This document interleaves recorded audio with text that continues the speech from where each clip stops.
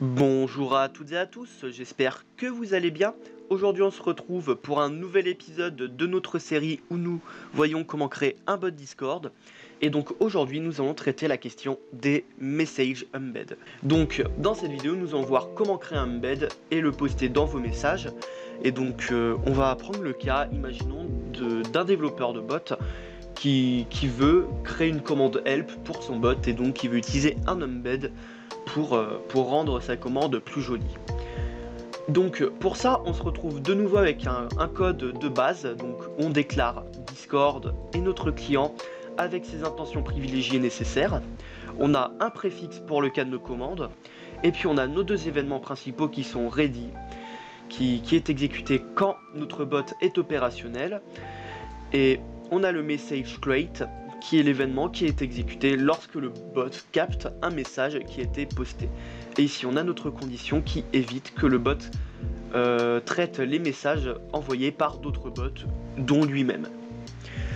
Donc pour notre commande help, on va créer notre condition qui va permettre de faire cette commande. Et on va faire ici if message.content strictement égal à préfixe plus entre guillemets help. Et ensuite, on ouvre nos accolades. Et donc, entre nos accolades, on aura le programme qui sera exécuté uniquement si le contenu de notre commande est égal à point d'exclamation help. Comme ceci. Et donc, c'est ici que l'on va pouvoir créer notre embed. Et donc ici, on va créer une variable constante. Donc, toujours par convention, on décide que notre message embed est constant. Et donc ici, on va créer une variable constante qu'on va appeler embed, et on va faire égal new discord.message embed, sans oublier les majuscules et les minuscules à bien respecter, qui sont primordiales dans ce programme. Donc ici, on ne met pas point virgule à la fin, parce qu'en fait, on va passer à la ligne, et en fait, c'est ici qu'on va pouvoir ajouter les paramètres de notre embed en faisant point, ici par exemple set title. Donc en appelant une méthode qui permet de définir le titre de notre embed, et ici donc entre les parenthèses de notre set title, ici on va mettre des guillemets, et ici on va mettre le titre, ou pareil, donc personnellement je vais mettre liste des commandes, comme ceci. Et ici on peut mettre notre point virgule pour dire qu'on a fini nos instructions, que c'est la fin de notre instruction. Et donc après ça, on va quand même poster l'embed en réponse à notre message. Et donc ici on va faire message.channel.send. donc on obtient le salon où a été posté le message que l'utilisateur a posté, donc la commande. On obtient le salon où a été posté la commande, et on fait .send pour dire que notre bot va envoyer un message à ce salon. Et donc dans les parenthèses de notre .send, on va mettre des accolades, et on va réécrire embeds cette fois-ci, deux points. On va mettre des crochets, et entre ces crochets on va écrire le nom de notre variable embed, qui pour le coup est embed. Et on n'oublie pas le point virgule à la fin. Donc normalement, si j'exécute mon programme, nous devrions avoir un embed en réponse, comme ceci. Donc si je fais point d'exclamation help, le bot nous répond bien un embed, pour le coup qui n'a pas encore de mise en page, mais on va pouvoir travailler tout ça. Donc ensuite, vous voyez la petite bande à gauche de l'embed, on va pouvoir également lui définir une couleur, histoire de rendre ça plus joli. C'est le côté esthétique. Donc par exemple, à ça je vais ajouter dans la liste de nos méthodes, enfin de nos instructions de nos paramètres du embed, on va faire .set color, comme ceci, entre parenthèses et entre guillemets, et dans nos guillemets on va mettre hashtag 0099ff. pour ça, c'est une petite couleur un peu, si je me trompe pas, qui serait cyan. Dans Dans les souvenirs, c'est cyan. Alors je suis pas sûr, pour le coup, parce que je suis daltonien, voilà. Donc pour moi, je la vois cyan. Donc on peut réexécuter notre programme tranquillement.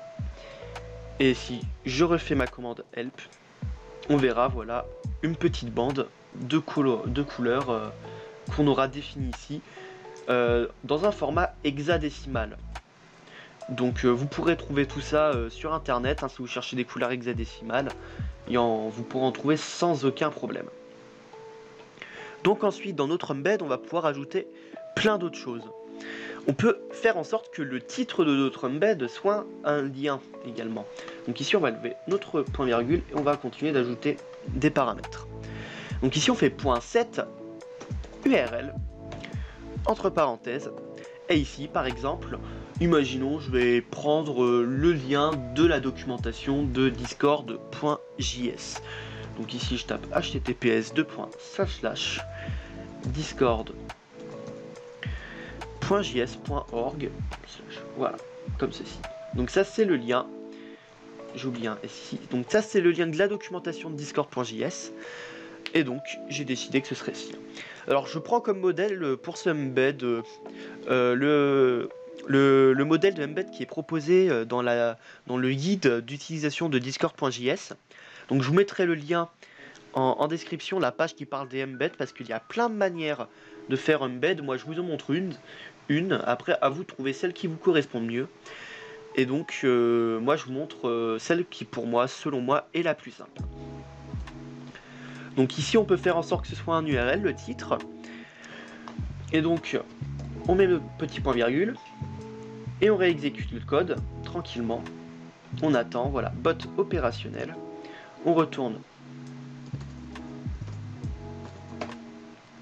sur le code. Et là, ici, on voit bien que c'est un lien qui nous redirige, voilà, si on voulait, vers la documentation de discord.js. Et donc, on va pouvoir continuer. On peut également définir le nom de l'auteur de l'embed. Donc, pour le coup, on va faire .set author. Et donc, pour le nom de l'auteur, donc entre parenthèses, bien sûr, ici on va mettre donc l'auteur, imaginons c'est l'auteur du bot, donc ici auteur du bot, voilà, par exemple. Et ici on peut mettre d'autres paramètres, comme vous voyez on a icône URL et string URL, donc en gros qui correspond à un URL, enfin on a l'icône URL qui est un string, donc une chaîne de caractères, on a URL qui est aussi un string, donc une chaîne de caractères, c'est plutôt ça. Et donc on a l'URL de l'icône, et donc l'URL de l'icône, c'est parce qu'en fait on peut mettre une forme d'icône qui peut se rapporter à une photo de profil par exemple. Et donc on va pouvoir ajouter un URL pour définir donc un icône pour l'auteur du bot. Donc moi je vais aller chercher l'URL qui est proposé dans le guide. Donc je le sélectionne, il est sur mon second écran comme ceci. Et voilà. Donc vous pouvez mettre n'importe quelle URL, vous pouvez même laisser un champ vide, donc il n'y aura pas d'URL. Et ensuite on met une autre virgule, et ici c'est pour faire en sorte en fait que le titre de l'auteur en fait soit un URL un peu comme le texte. Et donc ici aussi je peux remettre le lien de la documentation de Discord.js comme ceci. Et voilà.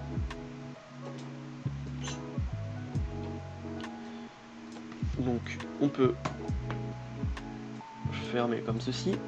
Et donc on peut réexécuter notre programme pour voir ce que ça donne. Et hop. Et donc ici, on fait point d'exclamation help. Et donc on voit ici qu'on a un petit icône ici pour l'auteur du bot. Ici on a auteur du bot. Et si je clique, on a un lien qui nous permet de nous rediriger autre part. Donc c'est le genre de choses qu'on peut faire. Donc ensuite, dans notre embed, on peut ajouter une description. Donc en ajoutant dans nos paramètres .set description. Veillez bien à réenlever le point virgule à chaque fois que vous voulez ajouter un paramètre ou modifier un paramètre, histoire que le point virgule reste bien à la fin de tous les paramètres. Parce que sinon, si je mets le point virgule ici par exemple, ces deux lignes ne sont plus comptées. Vous voyez que j'ai un problème ici qui est déclaré à cette ligne. Donc faites bien attention à ceci. Donc en description ici, on a par exemple, vous y trouverez la liste des commandes du bot, comme ceci. Donc dans notre petite description, on va voir ça. Et donc voilà, ici vous y trouverez la liste des commandes du bot.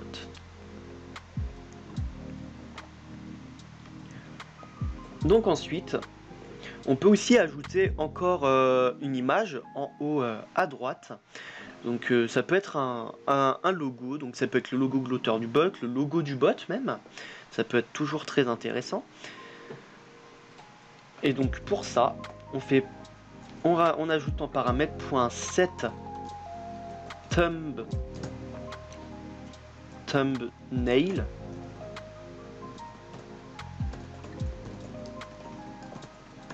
Et dans nos parenthèses, ici, on a un URL à mettre qui correspondra donc à l'URL de notre image, comme ceci.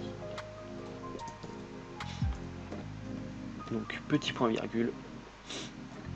On recommence. Donc, c'est assez répétitif en soi, puisque chaque paramètre ont une méthode qui permet de les modifier. Et donc, dès qu'on a pigé le truc et qu'on connaît tous les paramètres de notre embed, ça va tout seul. Et donc là, vous voyez qu'on a un petit logo pour notre embed. Donc maintenant, on va ajouter ce qui est, selon moi, le plus important dans un embed, les champs de caractères. Donc pour ça, on va utiliser une autre méthode qui n'est pas cette, mais add, find, et on va prendre celle sans S. Car il y en a une avec un S qui permet d'ajouter plusieurs champs de caractères en même temps. Mais je pense que sa structure est plus complexe que celle que je vais vous montrer. Et donc mon objectif étant d'aller au plus simple, voici celle que je vous préconise si vous débutez. Donc dans add_find, on va voir le nom de notre champ de caractère. Ici on pourra dire point d'exclamation help qui pourrait être notre commande. Et ici on va voir après virgule un autre champ de caractère qui va correspondre cette fois-ci à notre à notre point à notre description, voilà, la description de notre champ de caractère, donc en fait au texte de notre champ de caractère. Donc ici ça pourra être par exemple la description de notre commande qui sera affiche la liste des commandes comme ceci. Donc on met un point virgule et si on redémarre le bot, on fait point d'exclamation help. Ici voilà, vous allez voir que on a notre petit champ de caractère qui est fait. Bien entendu, on peut y ajouter de la mise en page comme si c'était un message classique. Par exemple ici, je peux choisir de souligner le titre de mon champ de caractère comme ceci. Vous voyez que il est souligné. Donc libre à vous ensuite de faire la mise en page de Discord, tout fonctionne. Sauf si je ne me trompe pas, tout ce qui est Markdown, je suis pas sûr que ça fonctionne, mais ça reste à revoir, je ne suis plus sûr. Donc, si vous voulez ajouter un deuxième champ de caractère, vous avez juste en fait à rajouter un autre add_find, comme ceci, et ici on pourra y ajouter par exemple, imaginons votre bot a une commande ping, ici, qui vous renvoie pong par exemple, voilà. Donc on va avoir le titre, point d'exclamation ping souligné, ici en description on aura vous renvoie pong, tout simplement. Donc en redémarrant le bot, en faisant la commande, ici vous voyez qu'on a notre champ de caractère qui était ajouté.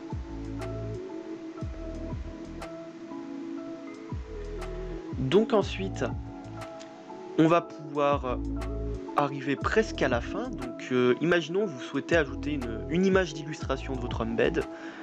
Je ne sais, dans le cas d'une commande help, je ne sais pas à quoi ça peut servir. Peut-être ça peut être aussi le logo du bot toujours. Hein. Imaginons on n'est pas sûr que le petit logo soit suffisant, on pourrait vouloir ajouter un logo plus gros. Ou une image pour... ça peut être une image pour aider les gens à bien comprendre comment fonctionne une commande, truc comme ça. Je ne sais pas. Après, libre à vous, votre imagination est la seule limite, je pense, à tout ça.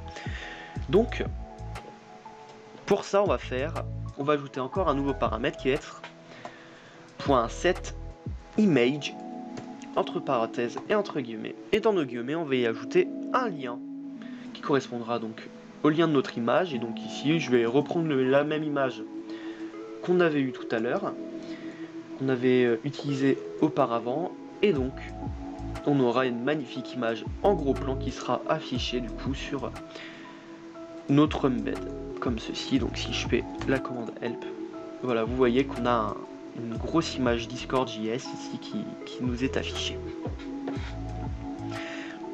Et donc on peut également afficher la date de l'embed. Ça peut toujours être sympa. Donc c'est la date en fait où a été créé l'embed, non, où a été posté le message plutôt. Dans mes souvenirs c'est ça.